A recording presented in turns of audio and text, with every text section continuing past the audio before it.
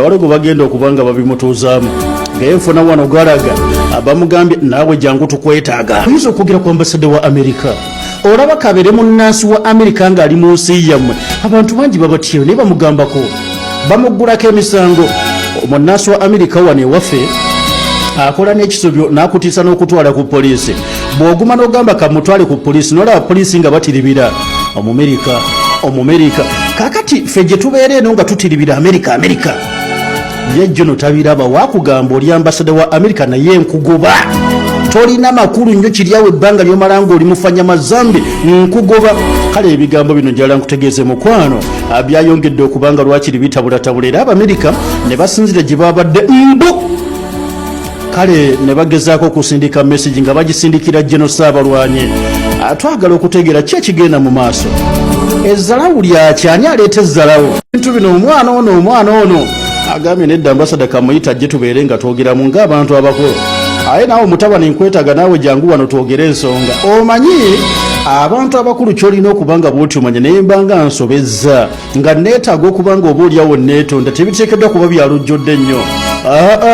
Mbo kati ntandika okulaga nti neetonze nga bw'atyo Frank Gashumba bw'agenda mukwano gwange ewa Katikkiro bwa Kabaka bwa Buganda. Ekyo kisoboka naye waliwo omubbedde nga bw'akola ensobi eyitira omwo temutegedde oba yeetonze oba teyeetonze. Naye nno genfuna oluvannyuma lwa bannaffe ab'eggwanga lya Amerika okuvaayo ne batuuka okubanga mukwano gwange baawakanyizza ebigambo ebyabadde bitandise okubanga bitambula nga bigamba ki mbu bwetyo embasi ya Amerika yeetonze. Twagambye nti embasi ya Amerika yeetonze. Omwana engeri gyabawadde ennaku 3 n'abagamba nti wemuteetonda oyo agende, wemuteetonda agenda kubaako kyakola.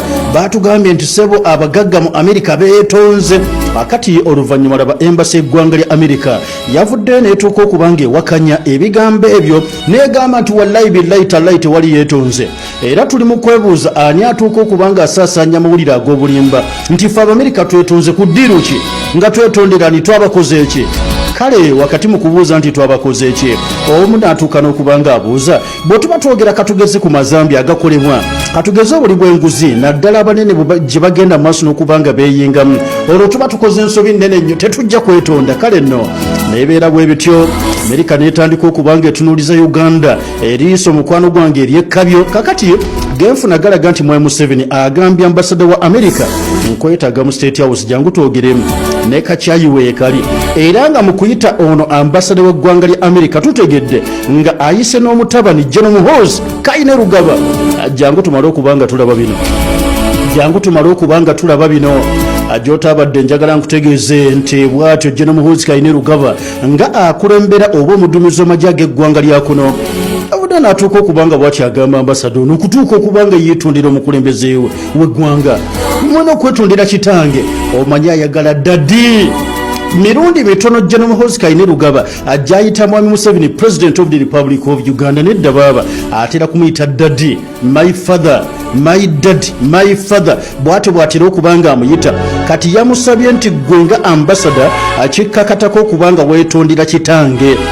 Kati nno nkitegeddeko wano nga Mwami Museveni agambye ambasada jangu twogere n'atakuma ku ekyo n'agamba mutabani General nkwetaaga lunaku lwakuna okwosenkya tuva mu independence olunaku olw'enkya naye ku lwokuna enkeera amugambye nti nkwetaaga wano.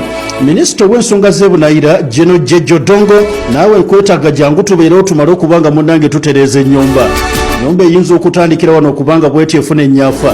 Twetaaga okuddamu okubanga omusingi gwayo tugukuuma nga gukyali kalibo bbonga tiwali kyonna ekiyinza okubanga kiteganya embeera. Kale nno kankubuulire abo tutegedde nga William Popp ye ambasada w'eggwanga erimanyiddwa ng'erya Amerika ggwanga lya Uganda akitegedde era message agifunye okuva eri omukulembeze wa kuno atakakasiza nga bwagenda okubanga bw'atyo mukwano agissaamu ekitiibwa bagezeeko okulaba nga mukwano gwange boogera ensonga ki ekiyinza okubanga lwakiri kireeta emirobole ate egiyinza okubanga giboolanya abataka.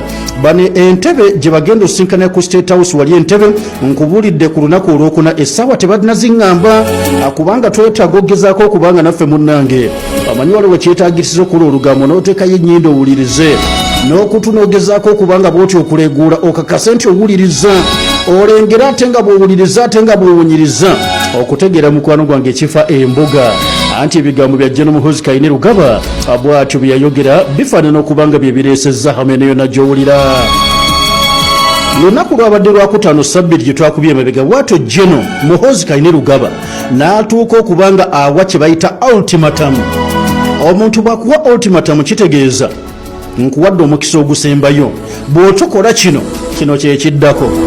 Oli bw'akugamba nti bw'otokola kino kyekiddako, kitegeeza akuwadde ultimatum. Kati okusalawo kuli gy'oli, nze nkuwadde ekimu ku bibiri. Olina okunjagala oba tonjagala, olina okufa. Kati kiri eri ggwe okulondawo okufa oba okulondawo okujja n'onjagala yadde obadde tonjagala. Kati ekyo bayita ultimatum. Gen Muhoozi Kainerugaba amawulire ge tufuna galaga, naye bw'atu bwe yatuuse okubanga awa ultimatum yabadde agiwano ambassador w'eggwanga lya America kuno amanyiddwa nga William Popp to personally apologize eri taata kitange Gen Yoweri Kaguta Museveni